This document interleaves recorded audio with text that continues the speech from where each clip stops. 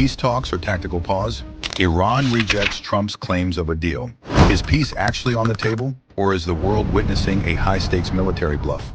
The international community is currently grappling with two wildly contradictory realities. On one side, U.S. President Donald Trump is touting a major diplomatic breakthrough, announcing a sudden 5-day pause on planned military strikes against Iranian power plants. Trump claims Washington and Tehran have engaged in very good and productive conversations, aimed at a complete and total resolution to the devastating Middle East conflict, an announcement that immediately sent stock markets rallying and oil prices dropping.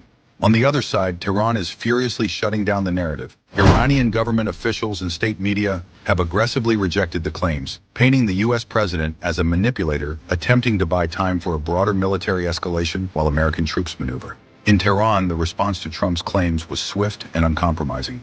Iranian officials categorically denied engaging in any direct or indirect negotiations with the United States, even through third-party mediators.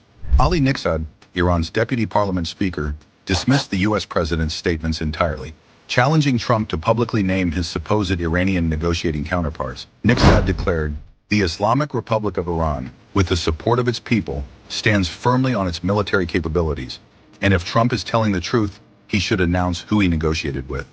He flatly called Trump a liar and without honor. This profound mistrust is rooted in recent history. Niksad noted that during two previous periods of negotiation, in February and June of 2025, the U.S. military launched attacks just as diplomatic progress was supposedly being made. Ismail Qusari, a senior Iranian parliament member, echoed this suspicion. Trump, Netanyahu, and their ilk are inherently liars, and their nature is to sow division, Qusari cautioned, urging officials to think wisely.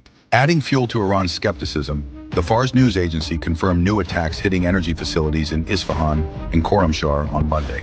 If these strikes occurred after Trump's ultimatum extension, it strongly signals to Tehran that Washington is simply not honoring its own public diplomatic promises. International analysts are fiercely debating the true motivation behind Trump's sudden announcement. Niall Stanage, a White House columnist, suggests the U.S. president may be desperately seeking an exit ramp from a war that has grown deeply unpopular domestically.